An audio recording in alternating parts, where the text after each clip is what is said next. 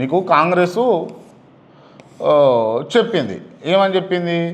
భరోసా ఇచ్చి నిలబడు బిడ్డ అని చెప్పింది. నిలబడ్డు. సరే, పట్టభద్రులు ఎమ్మెల్సీ గెలిచినావు. నువ్వు తిట్టేటటువంటి రెడ్డిలే, కోమటిరెడ్డి